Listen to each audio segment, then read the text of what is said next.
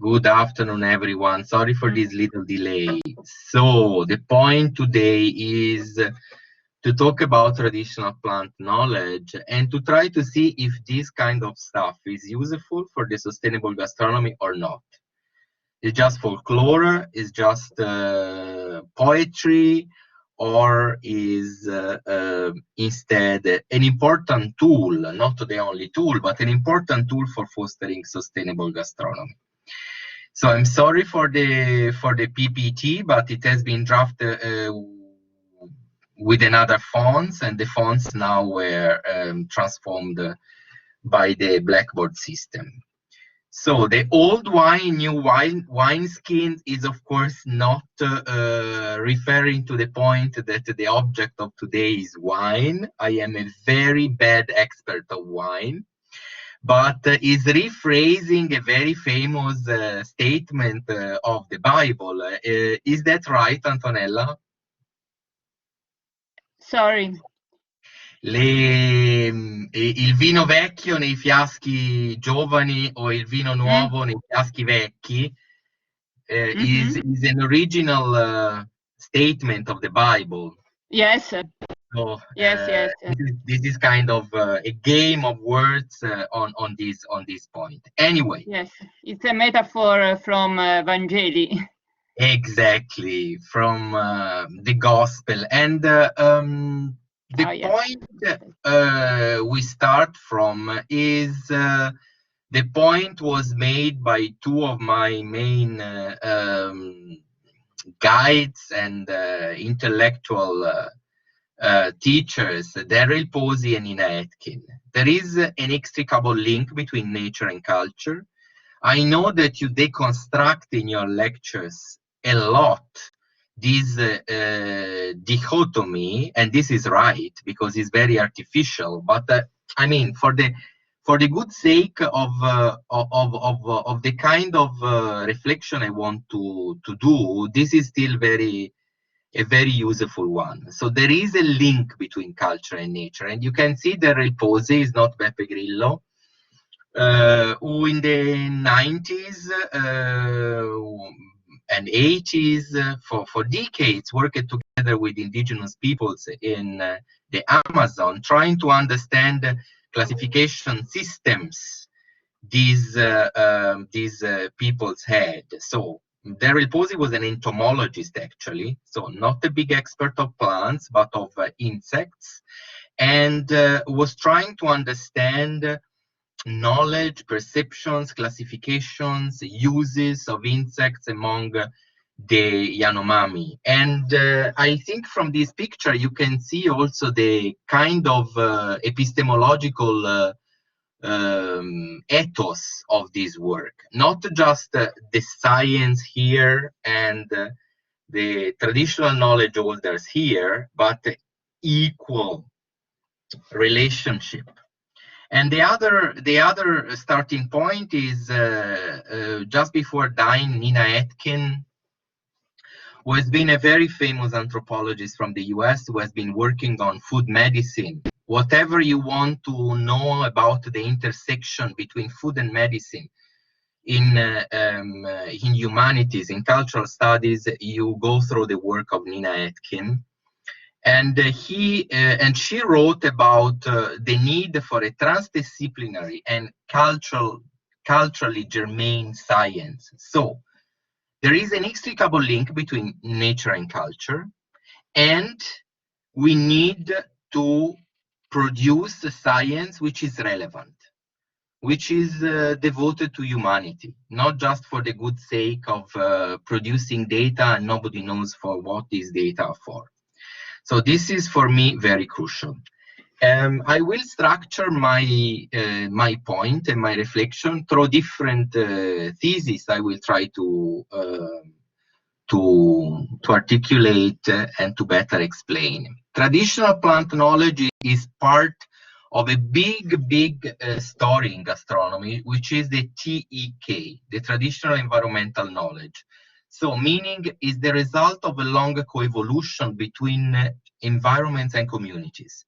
So environmental knowledge is about knowing the nature, knowing plants, knowing animals, knowing ecosystems, knowing temporal changes of ecosystems, knowing about spatial dynamics of change, knowing about historical dynamic of change, and knowing, of course, many things related to nature. That means handicrafts, that means medicine, that means food. So this is what traditional knowledge is. And traditional knowledge is actually not knowledge dot, as we would understand in science knowledge. I know a plant because I know the Latin name. This is scientific knowledge. Traditional knowledge is about knowledge plus beliefs plus practice. Is mainly handed down orally through generations, and include, of course, the relationships between living beings with another and their environments. So a traditional recipe is part of the traditional environmental knowledge, yes. A traditional artifact made by stones or by wood is part of this traditional environmental knowledge. But even more, the way of classifying animals in a specific village is part of the traditional knowledge. The way of interpreting weather, for example, is part of the traditional knowledge. The way of interpreting climate change. So in the last, I would say 30 years, I started to do some research mid of the 90s. You can see ethnobotany was really pretty obscure. The traditional plant knowledge studies is called ethnobotany. There were about 50 papers every year. And now we have about 370 papers. This means that these kind of studies increased a lot in the past decades. And well, a good question would be to say why, because it could be this increase due to a trend, a moda, or to the fact that we believe in these traditional knowledge systems. They are keys, they are very important for fostering sustainable development. The second thesis is that traditional plant knowledge systems, I mean again, traditional plant knowledge is not only knowledge, is practice, is beliefs, is perceptions, is uses, is management of plants, are part of the cultural heritage. In 2003, the UNESCO ratified the Special Convention of Intangible Cultural Heritage, where at the point 2, C and D was clearly stating that social practices, rituals, and festive events, for example, food festivals, are part of this cultural heritage, but also knowledge and practices concerning nature and the universe, meaning the way you cultivate a certain landrace, the way you collect and certain plants, and also the knowledge behind these plants is part of a body that needs to be preserved, exactly like we preserve archaeological monuments or whatever. Traditional plant knowledge is resilient in certain socio-ecological spots. What does it mean? It means that this kind of knowledge, practices, beliefs is not homogeneously distributed. This is due to what? To the trend in industrialization and globalization that is different in different parts of the world. So if you go possibly in the middle of Milan or Berlin, maybe you don't find much traditional knowledge. If you go in somewhere in the middle of the Pampa, you can find more. This is due to the fact that more isolated places normally, but there are many exceptions, more isolated place retains more knowledge because they are less affected by industrialization, by globalization, by processes that kills, let's put it this way, traditional knowledge and enhance instead scholarly knowledge. That means the knowledge we learn at school, which is of course the contrary of traditional knowledge. Traditional knowledge is orally transmitted and scholarly knowledge is written. So there are even studies, they are telling us clearly that if you go in a very remote village in the Amazon or in Himalaya and you increase the schooling of peoples, this schooling kills the traditional knowledge and enhance the scholarly knowledge. That means the knowledge from books. Of course, one could argue, and maybe historians could do, and Professor Campanini could tell us a lot, that there is a huge exchange between written knowledge and oral knowledge. But in many societies, they have had only an oral culture. This is a big problem. This is one of the main points of one of the PhD project in Pollenzo, trying to see if through a different kind of making school, traditional knowledge can be enhanced and not killed. I think this is pretty clear. If you are a kid and you live in the mountains and you learn just by observing adults or peers, you learn plants, you learn to build things, you learn to collect food, and then you go to the school and you get biology as it taught all over the world. Well, this biology is completely detached from the real life, because biology books never tell you for what you do things in terms of daily uses, or very rarely do that. So this is a kind of brainwashing that you get in the school, and this is actually one of the biggest problems. To revitalize traditional knowledge through educational programs, they should not work as the normal ones. Well, there is an interesting concept which has been addressed by the Stockholm School. The Stockholm School is the most advanced at the moment in the world in resilience science. It's basically the department where the Nobel Prize Elinor Ostrom came from, Nobel Prize of Economy a few years ago. And this group, led especially by Carl Folke, has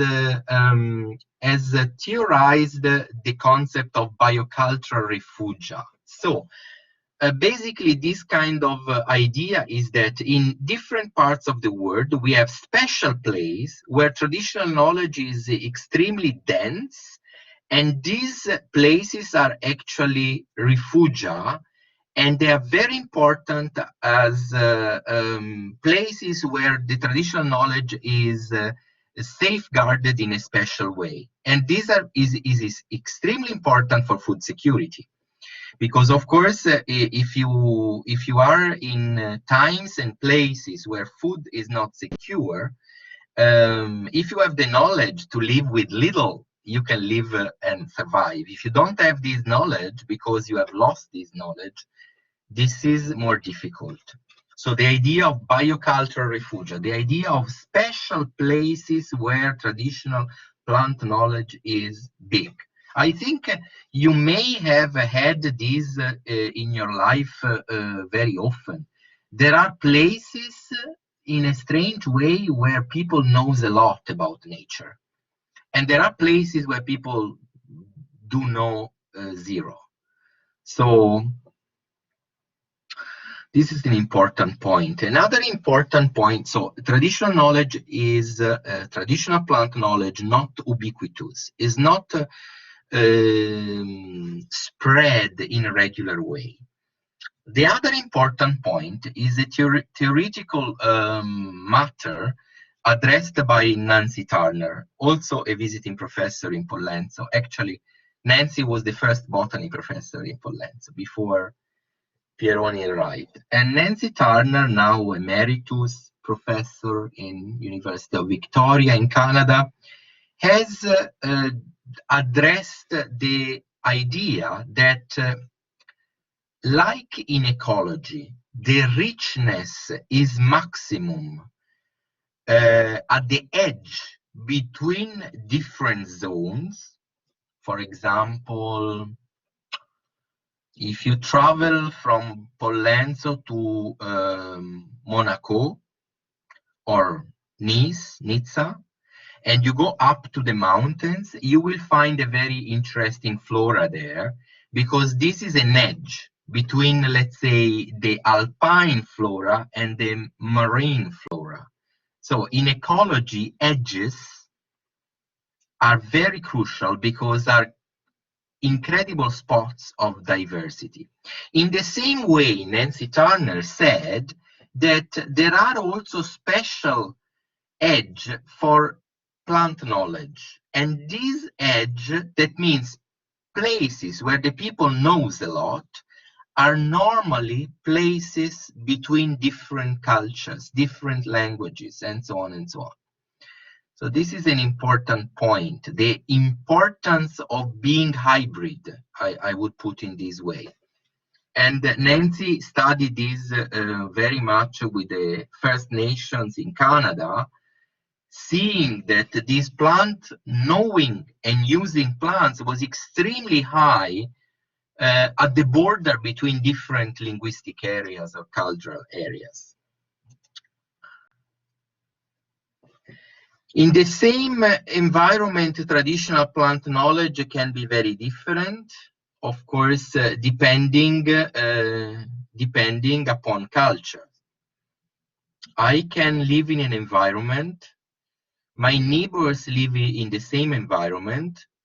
If culture would not exist, culture intended as not the books, culture as a human artifact, I would have the same kind of knowledge because the environment is the same. But actually, there are differences because different language, cultures, way of looking at the nature produce different accent on this nature.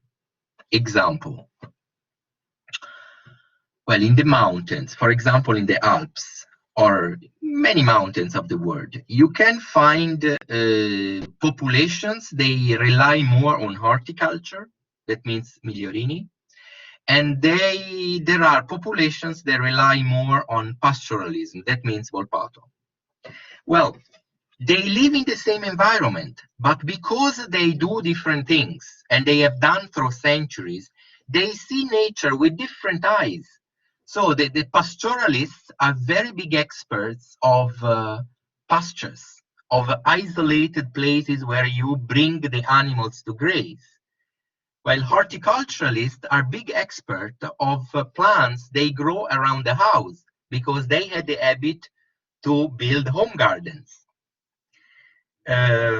This is, for example, very important in gastronomy.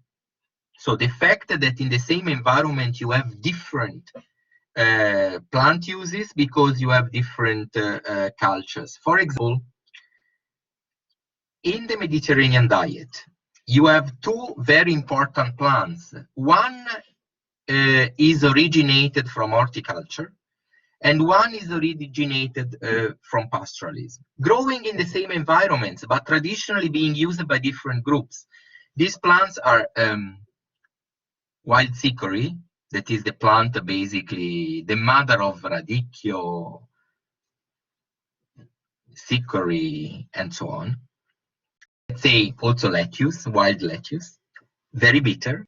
And the other one is artichoke. Artichoke was a typical plant gathered only originally wild artichokes by those peoples they were bringing animals to graze. So when you had the prevalence of one cuisine of another cuisine, you have different taste because the bitterness of radicchio, chicory, is not the bitterness of artichoke. So for example, in central Sardinia, where the pastoralism was more prominent, you have a lot of recipes with thistle, with a kind of artichoke. In Sicily, where horticulture was more prevalent, you have still the prevalence of bitterness, the typical bitterness of, you know, minestra maritata, of many dishes. But the nature was the same. The nature was the same, was just the different attitudes people had in looking at this nature, built and rebuilt across the centuries. So it's not just that you have a nature and use everything of it, but very much depends upon how you see nature. So culture is crucial.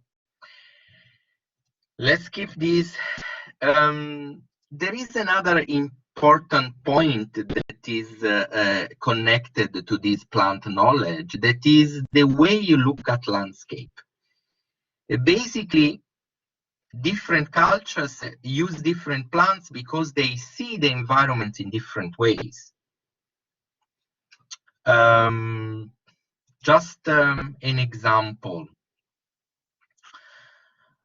What we recognize in nature is related to what we perceive. And what we perceive can be lexicalized, can be addressed by words or not. So there is a huge importance of language. So you know that today not only biological diversity is threatened. Every 2 weeks we lose 200 species plus all the land races. So a lot of stuff. But also cultural linguistic diversity is threatened. Do you have an example of a language which is threatened?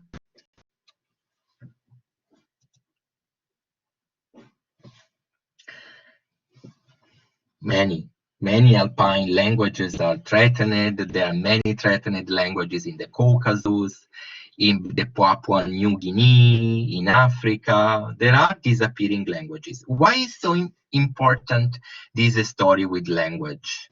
Because one could say, well, this is about plant, why language? Because language influences the way you look at plants, and it influences the way you look at the management of plants. So, for example, there is a link between the big biodiversity, big varieties of plants, and the places where you have also a big diversity of languages. The two things go together sometimes. This is very mysterious. There's been also very well described in this article published in the very prestigious PNAS journal, the Proceeding of the National Academy of Science of the US. But just to make an example, local people classify plants in unique ways. So and build classification systems of plants in different villages in Italy, in Bhutan, in the world. And the way through which peoples recognize plant is different and is embedded in language. This is, for example, the mental map in a small Italian, South Italian village. Each of these circles is a plant. Some plants are closer and they form groups. Some plants are more far. So when we know nature, the first mean in order to recognize objects is to name them. So language has a tremendous impact in the way through which we recognize single objects.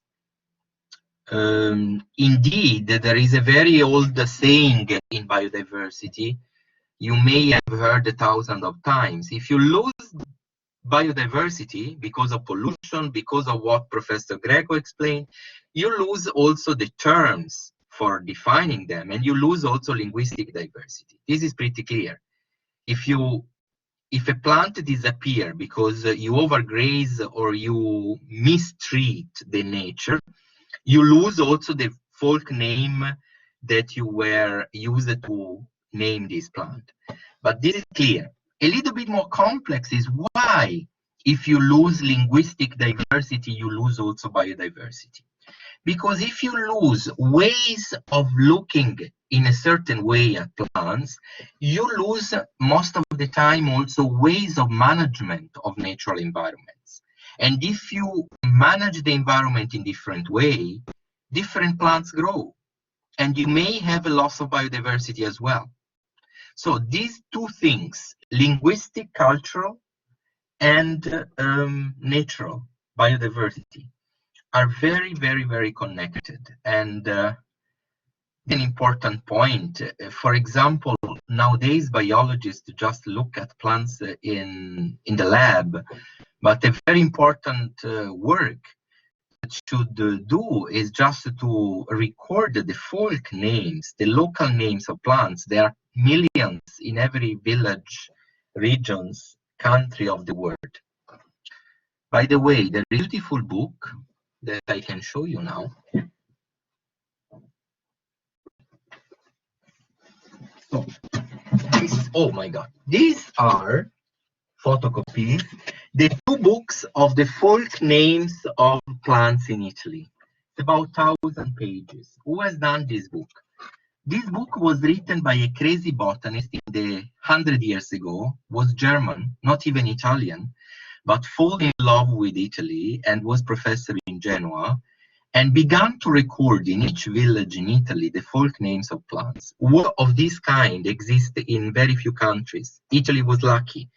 But in many countries of the world, in the majority, we do not have folk names encyclopedia. So basically, the recordings of all names given by specific villages, specific regions to certain plants. By the way, this was also very funny.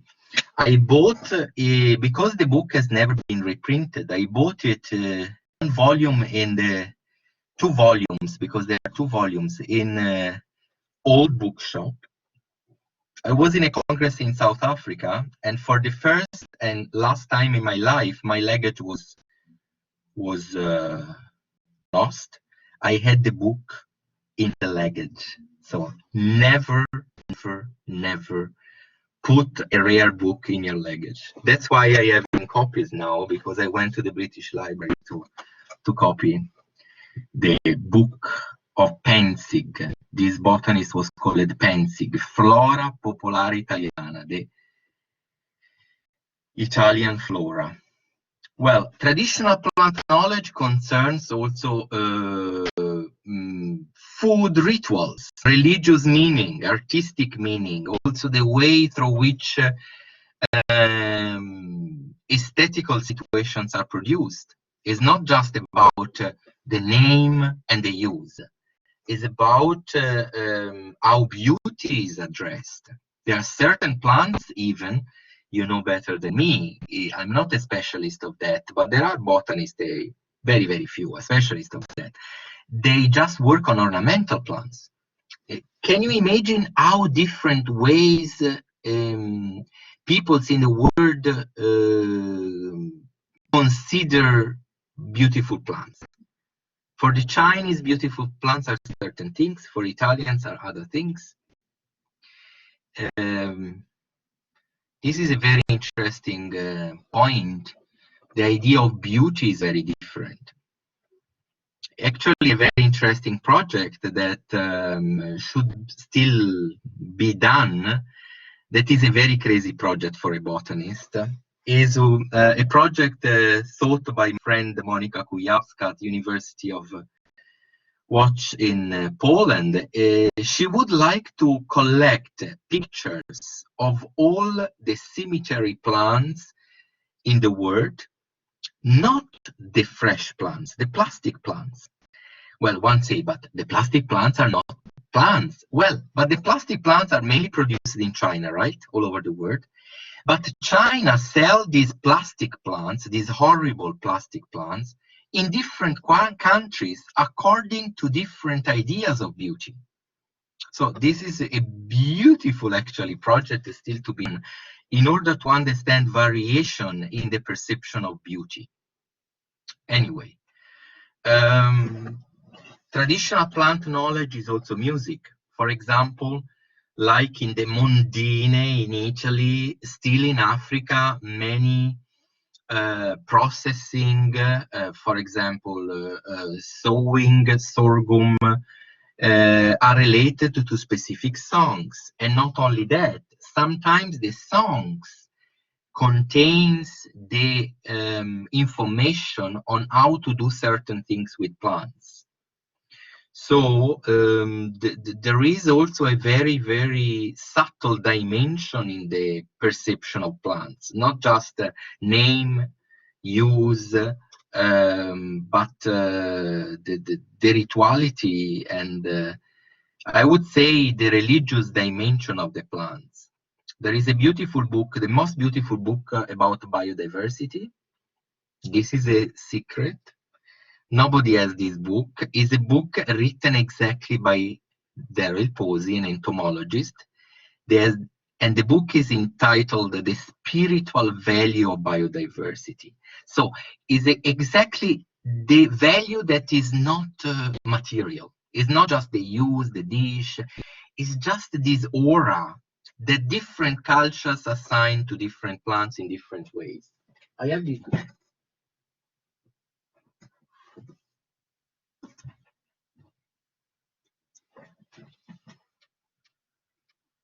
Big book written in the 90s, amazing book. The most visionary book about biodiversity.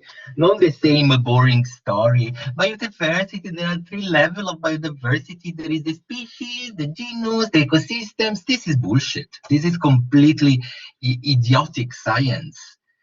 Anyway, traditional plant knowledge. Traditional plant knowledge is of course vertically transmitted, we have said orally, but there are also many kind of plants whose knowledge is transmitted horizontally. Kids teach other kids in different cultures of the world. Generally, they are considered these plants not very important. Of course, normally in the world, the plants gathered by kids and by women are never important. So, sorry, there was a question, the title. The title, Cultural and Spiritual Values of Biodiversity.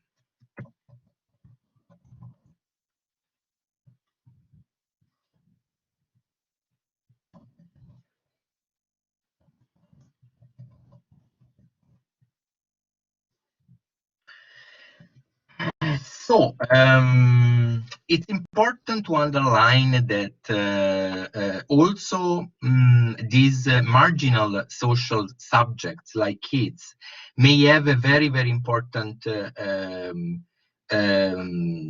very important attachment to nature.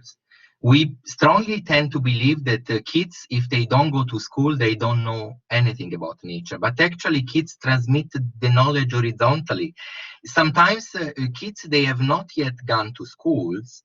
5, 6 years old kids, they know a lot how to chew plants, which plants they can put in their mouth, and so on and so on. So children's, very important. And of course, traditional plant knowledge encapsulated also in memory carriers. They are cultural practices, social institutions, sometimes even ways of collective management. This is a very important point, especially I know Professor Campanini can tell you more about that. All the medieval usi civici, the ways through which communities regulate the access to plants is quintessential for knowing certain plants and even using certain plants. Usi civici, the collective mechanism of use of nature resources, which is a hot topic nowadays because actually this is the future. The common goods, the ways through which we try to create the understanding that environments are properties of the humanity. and the different rules to access resources. Of course, traditional plant knowledge has to be documented via rigorous interdisciplinary methods. It's clear from my talk that it's not about plants only, but it's about understanding cultural systems, it's about understanding the history, it's about understanding festivities, it's about understanding rituals, it's about understanding recipes, and so on and so on. And plant food scouting is an interdisciplinary, let's say, task where you have to be skilled to know the language, to know the plants, and to know the culture, because you need to record all three together, not just collecting the plant without knowing what the people do with the plant, which is the name they give to the plant, and so on, and so on, and so on. And of course, using more and more, as everyone knows in anthropology, the emic approach. That means letting the people speak with their own words about plants, and not just with the words of biology. Traditional plant knowledge nowadays is considered crucial for implementing food sovereignty. Why? Because food sovereignty is the idea that every community in the world should shape the food system that makes sense to them. Now, which are the food systems that make sense to them? Those food systems, they were, let's say, the traditions there. And this is crucial. How can you work in a cooperation project, international cooperation project? You want to improve the resilience and the food sovereignty of a community, and you don't know what this community already do with plant and what this community has done since centuries. You have first to go there to record everything, and then to try to implement this knowledge into new programs. Of course, merging with innovation. Of course. Nobody here is basically thinking we should go back to the Roman time, obviously. For example, we have seen that food sovereignty for a few populations can be also very interesting in terms of fermented plants. There are specific villages and cultures in the world that they have a terrific knowledge about fermenting different wild plants. And this is very much the ways they survived in times of insecurity through centuries. So do you understand? The approach here is that if you want to make the botany useful, you should look at how plants were used traditionally, because otherwise you are repeating the same mistakes of everyone, trying to come from Milano or from Bra to tell the people what they should do. So in many places of the world, they are very confused, because we went there as colonialists, saying first you should produce rice or you should produce maize. And then we came years later and we said, no, you should produce vegetables. And then we are coming now and we say you should do agroecology.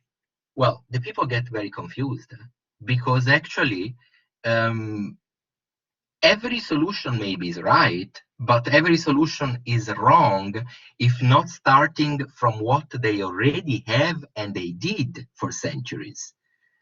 This is quintessential, because what we eat is not just what we like, is what our ancestors in a certain place liked for centuries and millennia, and how this knowledge passed through generations. The Mediterranean diet, as we have seen, is a system that we got from the Middle East 10,000 years ago. So it's not just that you go in the nature, you take the first plant you like, and this is food security. This is bullshit. The resilience of the socio-ecological systems, what is this? The capability of a system to cope with crises, like for example now, in the post-COVID, is very, very linked to the natural local resources. So again, in this horrible economic crisis, which we will have in the next weeks, it's not about the money we have on our bank account. Of course, this is the tangible consequence. But in many parts of the world, especially the weakest parts of the world, there will be food shortage. And traditional plant knowledge can become an important tool for ensuring food and for fostering this resilience, this capability to cope with the crisis. For example, sometimes this knowledge is hidden, but it goes again out when the needs come. For example, the plant knowledge of peoples during wars.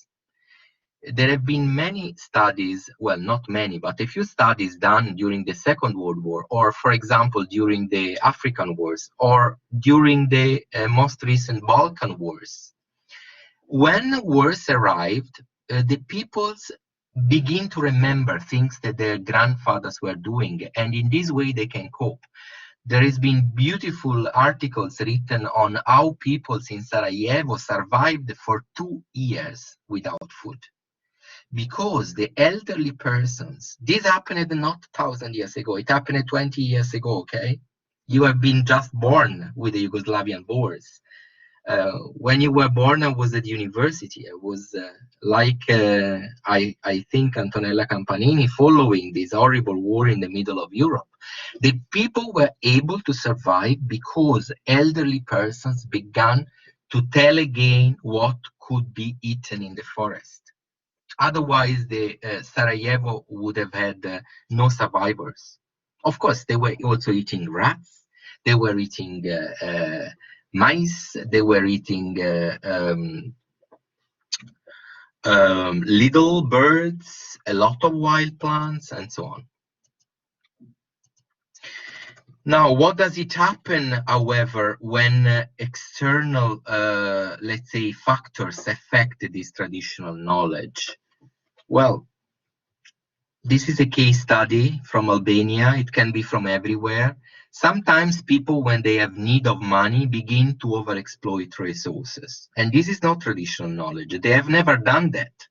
But just the need and the occurrence of a market outside the system bring the people to do strange things. And what actually happens when externalities come into a system and how the system is able to rearrange an equilibrium is very complex. And is also, by the way, the main topic of another PhD we have, by the way, here, Dauro Zocchi, right? And it's an important point. So be careful when the people say, well, but traditional peoples are also destroying the environment. Yes, of course. But ask you why. Is this traditional knowledge, or is just a need for cash, for example? This is a plant which is highly threatened in the Balkans. It's a wild orchids, because this plant is very interesting, is very expensive, is very posh, is sold in Istanbul as a salep. You put the powder of these tubers in milk and you drink. It's beautiful taste.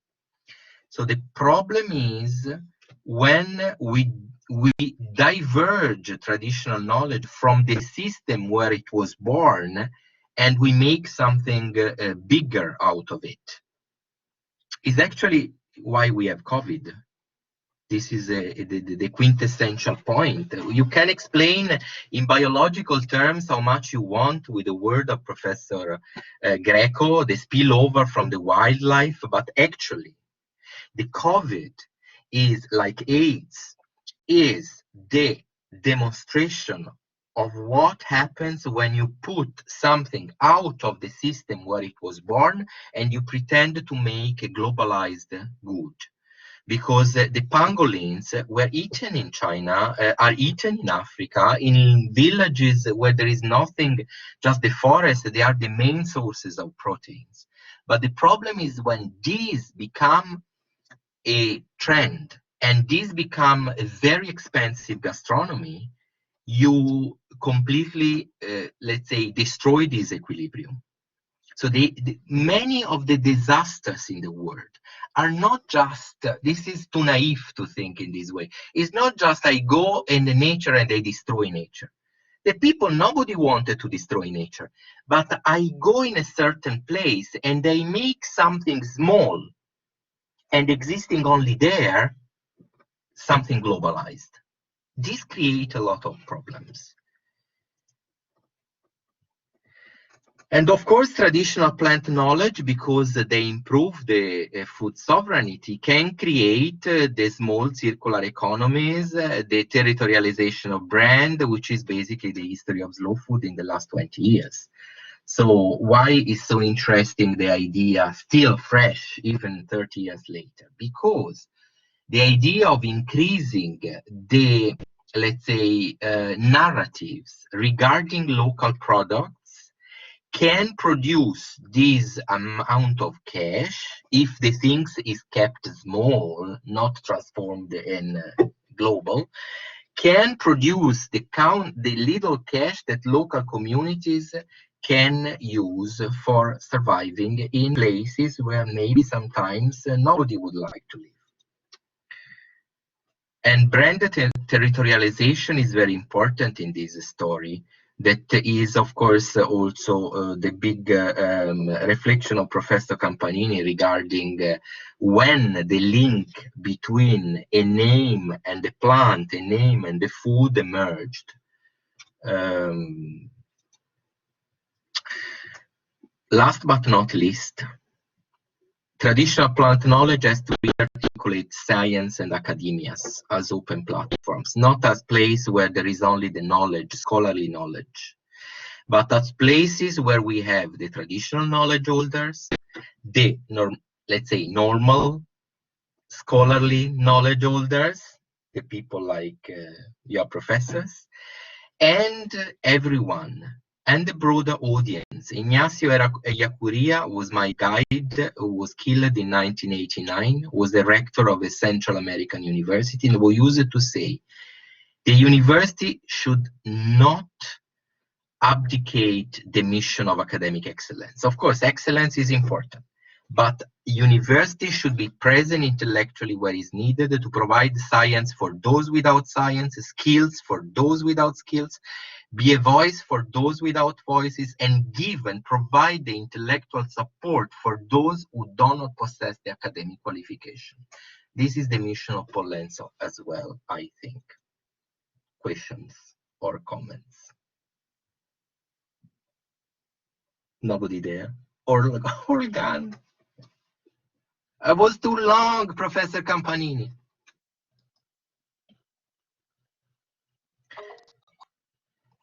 No, no. Oh, there is Khalid. Yes. Good evening, Professor. Yes, salam, salam. Wa alaikum salam. Professor, you mentioned something very interesting earlier that, like in the West, the academic interest in ethnobotany, ethnoecology is increasing, but then when you look at with indigenous people, the traditional knowledge is declining because you said that they're adopting the Western schooling system and they have less time to interact with the environment. But are there other factors that maybe are bigger than this? Maybe like you mentioned, necessity, like during the crisis, the use of maybe the use of wild plants, the knowledge will come back again because of necessity. But then, for example, in like when the indigenous people, when they have access to Western medicine, hospitals, like there is no use for them to know about plants to use for medicine. It's a very good question. Thank you very much. The point is the following. The Western model is very appealing because it's built a narrative which is very, very sexy.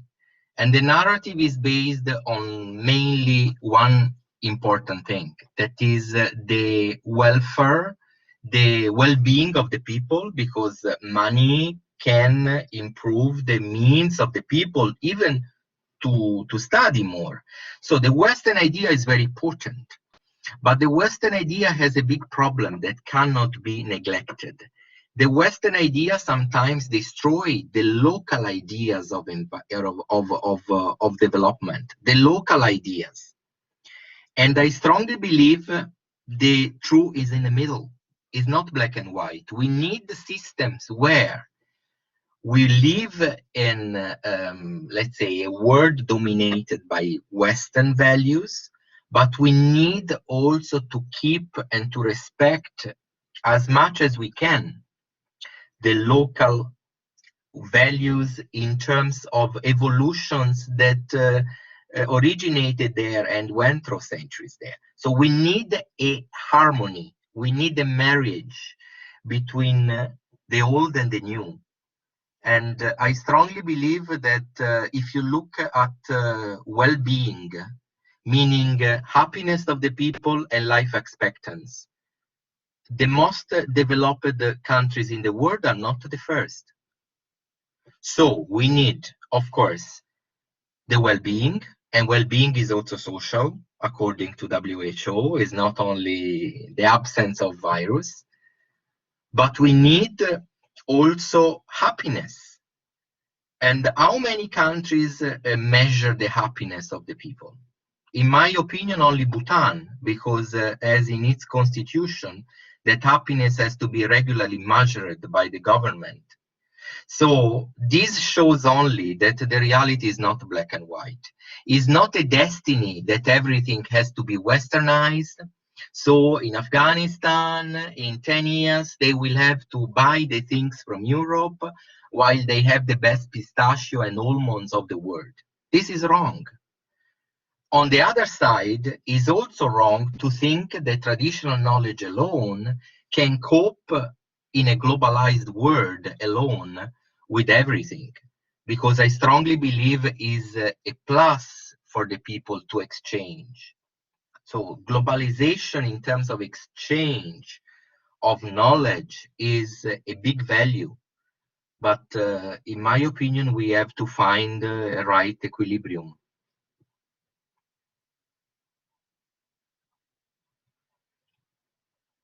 Other comments, even comments, they are, you know, telling me I disagree.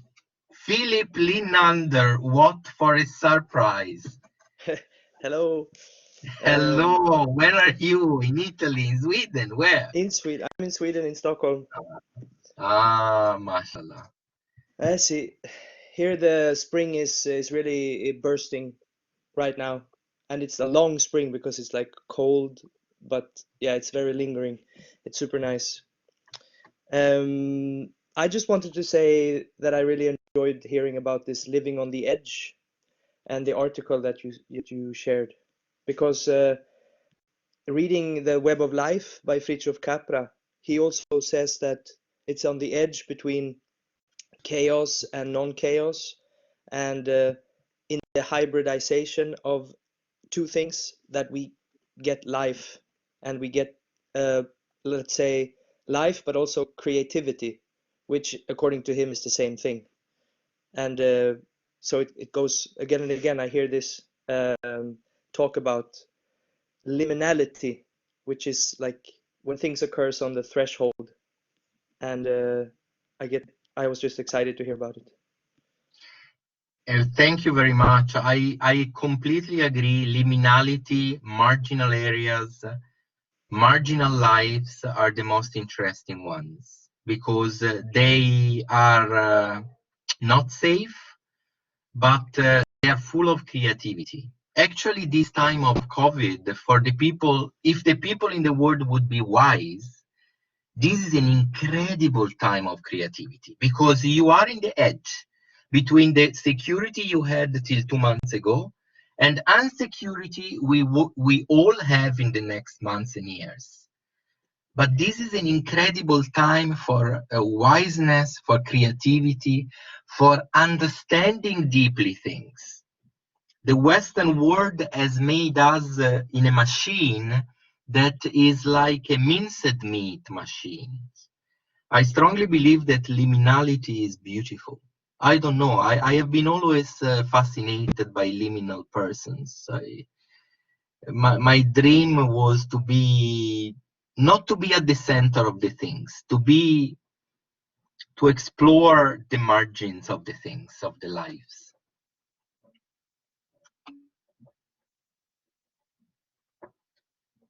Other comments or whatever, questions? Ciao, Professor. Nice to meet you. Hello, how are you doing? Very good, thanks. I hope you're well too. Apart from the barber who has not yet opened again, I'm fine. Actually, it's very beautiful. You should leave it like that when you come back to uni. Okay, then I will do that. I will tell everyone that you told me. Just a quick question. I was wondering what could be, I don't know if I already missed it, but what could be the stumbling block, like the wall between, like measuring the two ways of acquiring knowledge, which is through like what like the indigenous knowledge. How can we easily make it work in more of academic knowledge? Like, how do we make it work better for? Because then you mentioned that also it's part of survival, and survival is everything for any other species out there. But of course, you mentioned also that we needed to just like find ways to interact a whole lot of different things. So, what do you think? Like, how do you think we can better make traditional knowledge and let's say indigenous knowledge and the academic knowledge work better? We need first to write again from zero, and you have to do that in food, in the food domain, but we have to do also in biology, in technology, in literature. We have to rewrite the books in the schools, mixing together the two. And we have to bring the school kids, not only in the class, now is also a beautiful possibilities with COVID, but outside the class, to know the reality, not just the Latin name of the plant. What can you do with this plant? How do you eat? How do you collect? Is that useful or not? The real survival, the real life. And I think to do that, we need also trained persons, that means educators in the schools. They come from universities where this process has been done, like we attempt in Pollenzo. Not just universities where you know all the things of the books, beautiful things, but sometimes completely disconnected to reality. I think this mix of life, history, roots, and of course, the advancement of the science is crucial. And we have this mission to try to marriage, but not just to believe that what is written in the book is God. This guy, when I met him first time, I was in a conference in US, and he was telling to me, not even hello, how are you, where do you come from? He came directly to me and said, what are you going to do for changing the things? And I think this idea of trying to make the point, our lives has to have a mission, not just to be spent in fun and eating and drinking. These are very important things, but alone make the life extremely poor. We need a mission, and the mission is try to build a better world, merging together these two kind of fruits. But actually, these fruits come from the same tree. That is, the tree is the human desire to understand the world. The scholarly knowledge makes these fruits, they look beautiful, but they taste horrible. The traditional knowledge makes fruits, they look horrible, but they taste beautiful. These are fruits of the same tree.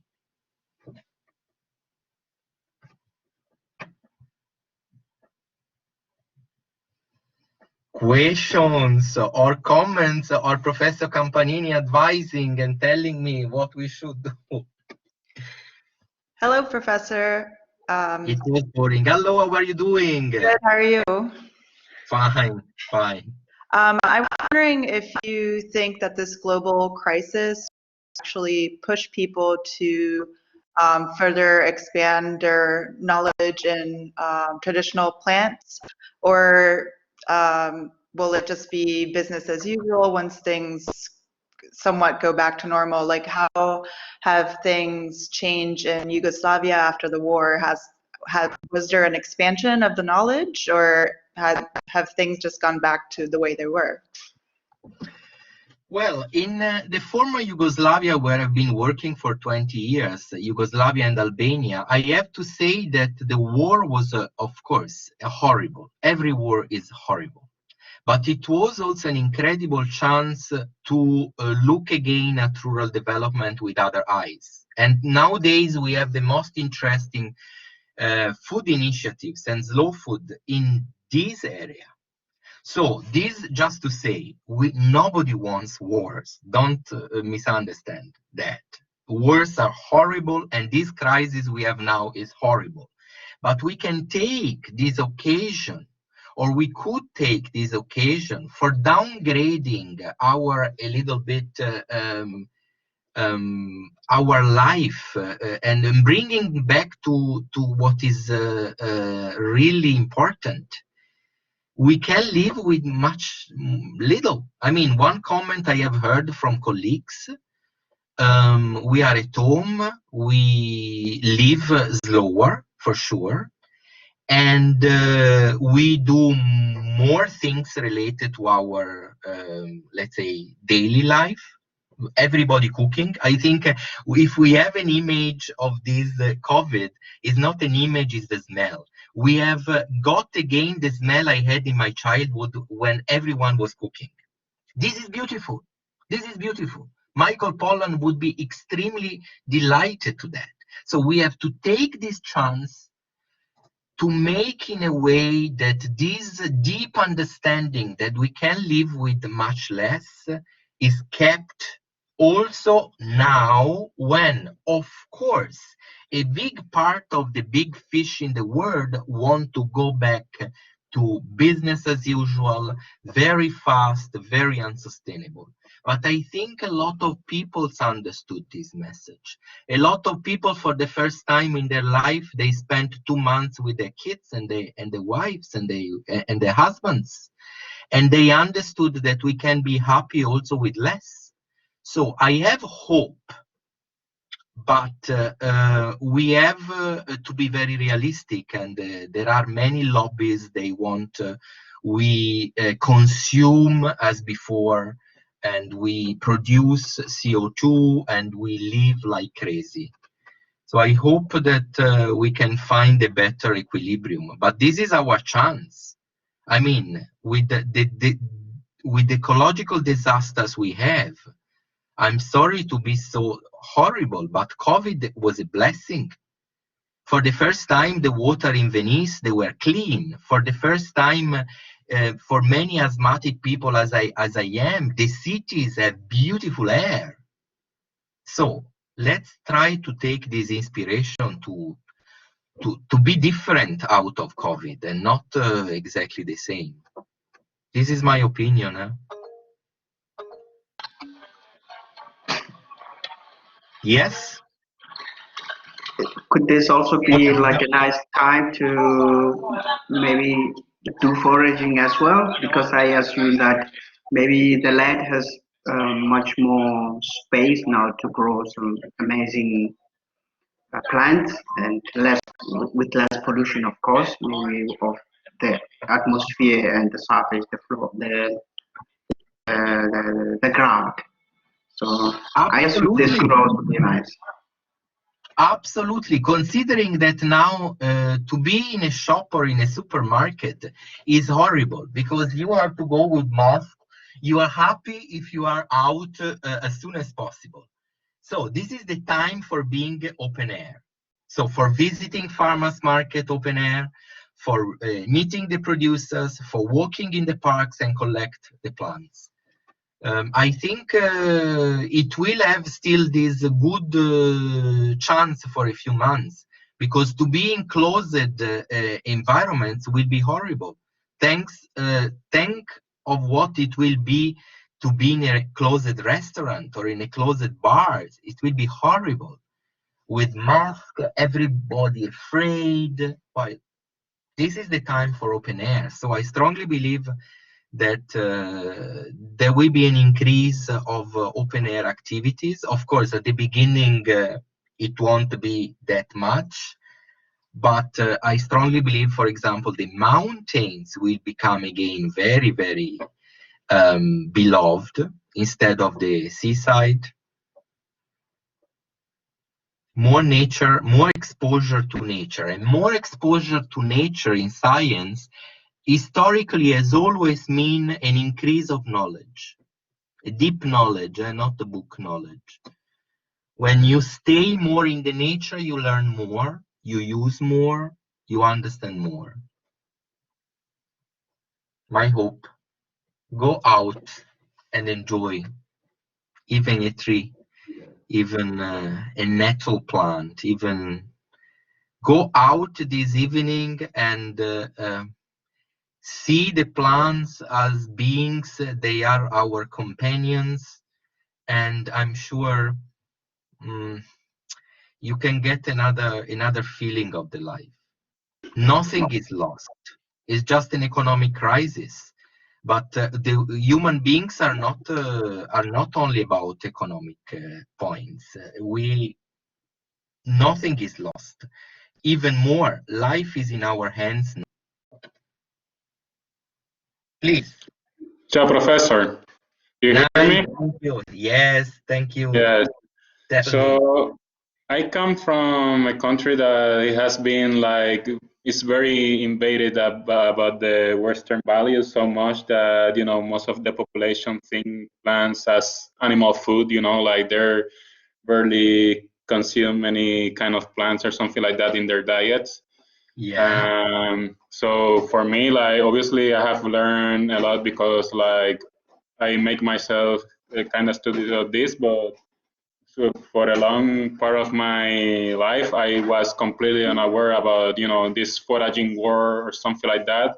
Like I'm starting to learn all of this now, like it's a whole new word to me. So like how we address these people, like, because in the like Calvin says, a good time to do this, but there's a lot of people that have no idea of this knowledge, and like how would you address to, you know, to kind of change them to these people that have this stereotypical thinking of seeing food as like plants as non-human food, when it's like very, like it's a very powerful way to it's very good for you, you know, like, so I don't know how should I address this, because like it's something so strong in the cultural and social way of thinking about this kind of community. So I don't know how should I address and fight these stereotypes. Well, I think stereotypes have always, of course, a part of truth. This is for sure. But I think we need in this kind of time, and also if we want to celebrate plants, we need more than to say, we need to practice. That means to go out, to show, to collect plants, to show others, to cook together. We are not convincing if we want to remain on the theoretical level. I think this is the time for the praxis, for the reality, for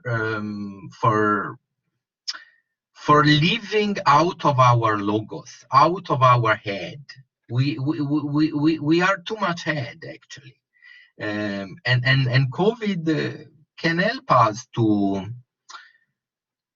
I don't want to say to think less. We have to think, of course, but my God, the life is also practical things, and knowing the plants, cooking the plants, enjoying. So I would address these stereotypes, just keep focusing on practice.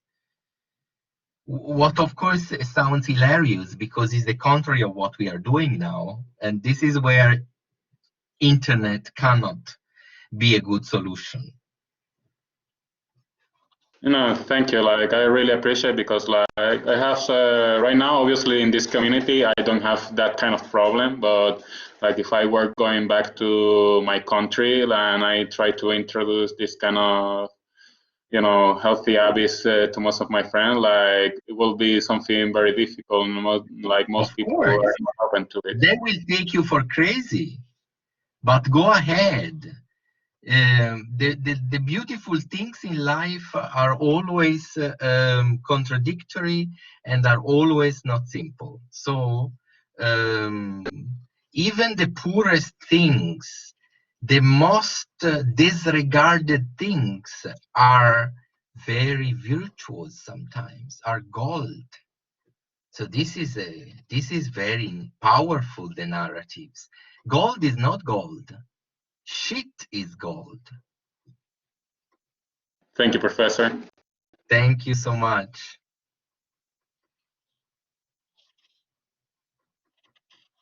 Antonella. Sono qua. Ah, Eccomi. perfetto. Ero sparita, ma ero qui. E Tutto estenderei... Sì, tutto a posto. Estenderei il tuo auspicio anche al resto del patrimonio immateriale, siccome, scusa, sorry for Italian, but it's better for all. You can be sure. In very true.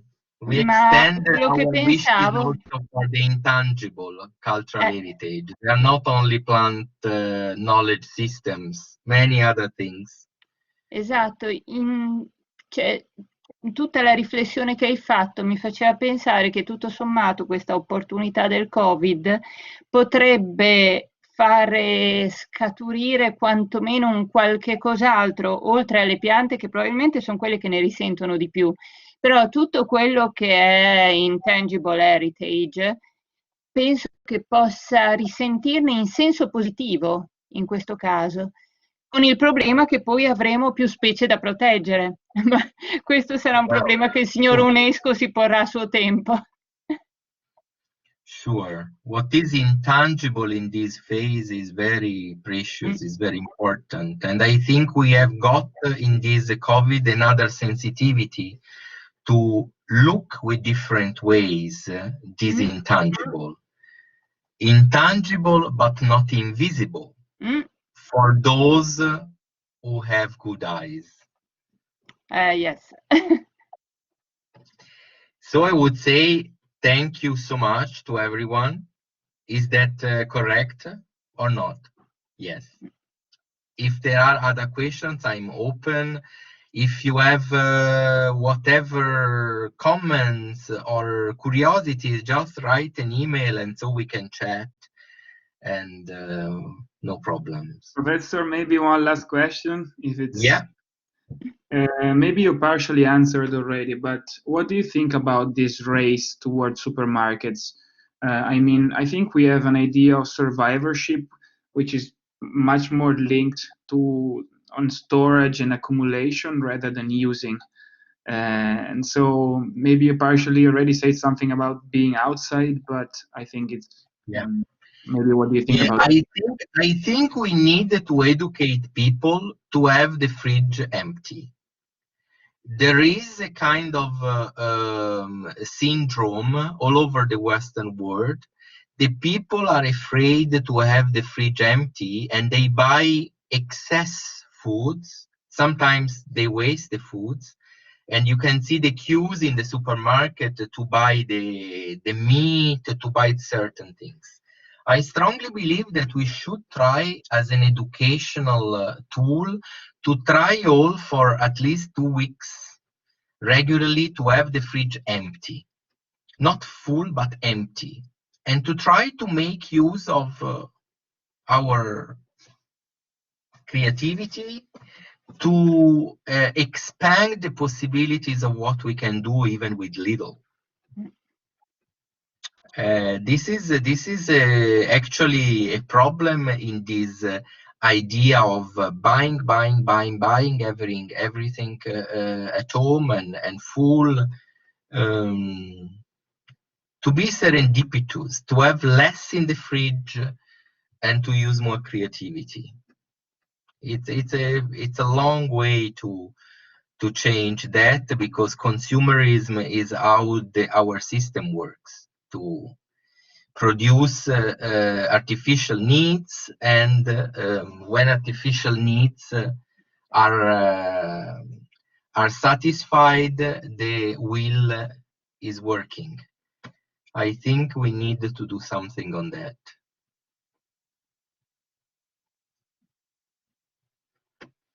Thank you. Thank you. Thank you so much. Thank you. Have a great evening. Go in the nature.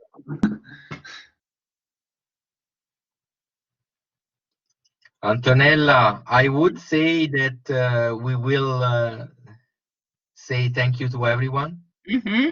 And I announce that there is another conference when? I think next week. I don't know exactly, but I think next Thursday, but we will receive the email on Friday. On Friday. Perfect. Have a great evening. Thank you so much. Ciao. All the best. Ciao. All the best. Thank you so much. Have a nice evening. Thank you. Ciao.